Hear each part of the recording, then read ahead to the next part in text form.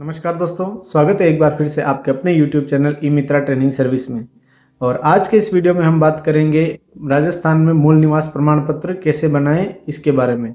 तो दोस्तों, इसके लिए क्या क्या दस्तावेज लगेंगे, इसको कहां से वेरीफाई करवाना है और इसके लिए जो है कौन कौन उत्तरदायी व्यक्ति इसके लिए साइन कर सकते हैं, तो ये सारी जानकारी आज के इस वीडियो में हम लेंगे। तो दोस्तों, आज का ये वीडियो शुरू करने से पहले मैं आप सभी से रिक्वेस्ट करना चाहता हूँ कि अगर आप हमारे यूट्यूब चैनल पर नए हैं तो हमारे यूट्यूब चैनल को सब्सक्राइब करें और ज़्यादा से ज़्यादा अपने परिवारजन और दोस्तों के साथ शेयर करें, जिससे कि उनको भी नई नई जानकारी प्राप्त होती रहे और वो भी अपने जो काम है आसानी से करवा सके। तो दोस्तों, शुरू करते हैं आज का ये वीडियो।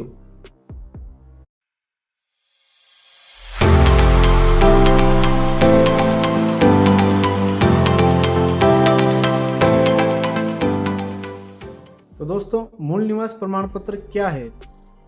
तो इसका एक आसान सा जवाब यह है कि मूल निवास प्रमाण पत्र आप कहाँ के मूल निवासी है, आपके जाइंदा कहाँ से हैं, आपका वर्तमान पता कुछ भी हो सकता है, आप कहीं भी जाके रह रहे हो, लेकिन आप जाइंदा कहाँ से हैं, आप मूल निवासी कहाँ के हैं, इस चीज़ को ये दर्शाता है। और ये आपके अलग अलग जगह पर कई जगहों पर काम में आता है। मूल निवास प्रमाण पत्र आपके लिए अति आवश्यक है। जो पढ़ाई कर रहे हैं उन छात्र छात्राओं के लिए मूल निवास छात्रवृत्ति में काम आता है। और अब तो जो आपका एडमिशन है उसमें भी ये ज़रूरी हो गया है। और मूल निवास प्रमाण पत्र सरकारी नौकरियों के लिए भी आवश्यक दस्तावेज है। आपके जब डीवी होती है, डॉक्यूमेंट वेरिफिकेशन होता है, तब मूल निवास प्रमाण पत्र अति आवश्यक डॉक्यूमेंट बन जाता है आपके मूल निवास की शो करने के लिए। तो दोस्तों, अब हम बात करते हैं इसके फॉर्म के बारे में। तो आप आसानी से ई मित्रा पर जाकर आप अपना फॉर्म ऑफलाइन फॉर्म लेंगे। उसके साथ में आपको जो दस्तावेज लगाने हैं उसकी सूची हम आपको बताते हैं। दस्तावेज में आपको सबसे पहले आपका आधार कार्ड, आपके पिता या माता किसी भी एक का आधार कार्ड, आपका जन आधार कार्ड और एक 10 साल पुराना कोई भी दस्तावेज, लाइक आपके मम्मी का जो वोटर ID कार्ड है वो हो सकता है, या आपके पिताजी का वोटर ID कार्ड हो सकता है, या आपके दादाजी का वोटर ID कार्ड हो सकता है, या दादी का वोटर ID कार्ड हो सकता है। कोई भी ऐसा दस्तावेज जो आपका 10 साल पुराना हो, जो आपके वहाँ के मूल निवासी होने का प्रूफ हो, ये साबित हो सके, जिससे कि आप वहाँ 10 साल से ज़्यादा वहीं पर निवासरत हैं और वहीं पर रह रहे हैं। तो ये अति आवश्यक दस्तावेज है। और अब जो कि आपको भी पता है कि वोटर ID कार्ड घर में मतदाता पहचान पत्र जो है वो आसानी से प्राप्त हो जाता है, तो आप वो लगा लें।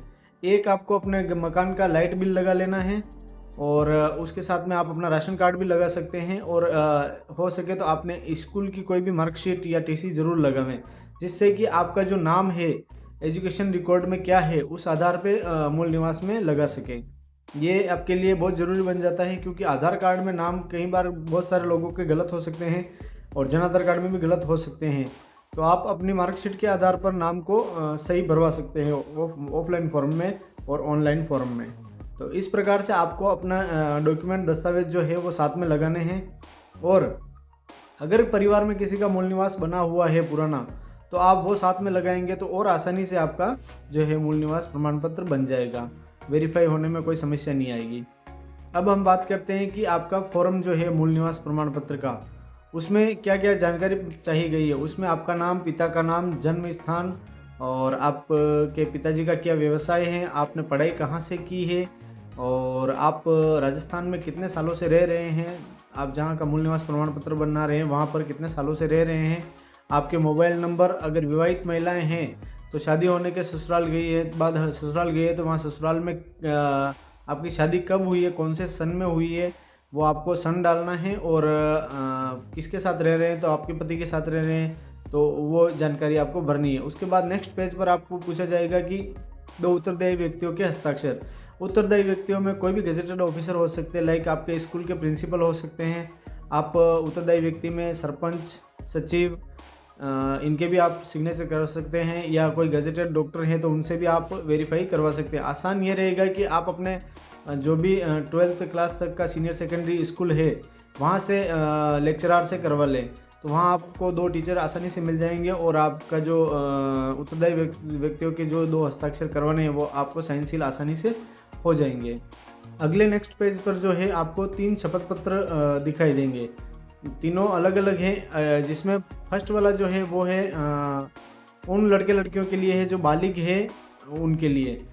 तो बालिग का आप स्वयं भर सकते हैं। अगर आप 18 साल से ऊपर है तो आपका स्वयं के नाम से भर सकते हैं कि भाई मेरा नाम ये है, पिताजी का नाम ये है, उम्र ये है और यहाँ का निवासी हूँ। और उसमें आपको एक आधा ऑप्शन और पूछा जाएगा कि आप मूलतः कहाँ के निवासी हैं, तो राजस्थान भर देना है आपको।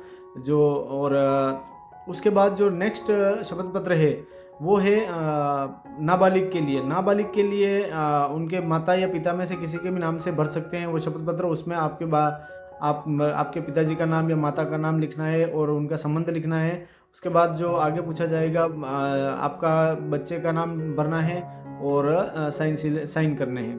उसके बाद जो अगला जो शपथ पत्र आएगा वो विवाहित महिलाओं के लिए आएगा और उसमें आपके विवाह की जानकारी पूछी जाएगी। आप कितने सालों से अपने पति के साथ रह रही हैं और कौन से स्थान पर रह रही हैं। तो ये था ऑफलाइन फॉर्म भरने का तरीका। इस आसान तरीके से आप अपना ऑफलाइन फॉर्म भर सकते हैं। अब आप ऑफलाइन फॉर्म भरने के बाद इसे ई मित्रा पर लेके जाएंगे। इसके साथ में जो हमने पूर्व में डॉक्यूमेंट बताए हैं वो सारे की फोटोकॉपी सेलेक्ट करनी है और सबको स्वयं सत्यापित करनी है। जो आवेदक है वो स्वयं इसे सत्यापित करेगा। उसके बाद आप ई मित्रा पर जाएं और अपना ऑफलाइन फॉर्म जो है दस्तावेज के साथ ई मित्रा ओनर को देवें, जिसके बाद वो उसे ऑनलाइन करेगा। ऑनलाइन करते समय आपको ध्यान रखना है, उनको भी बता देना है कि जो आपके एजुकेशन सर्टिफिकेट में जो नाम और आपकी पिताजी का नाम माताजी का नाम जो है वो ही ऑनलाइन में चढ़ावे।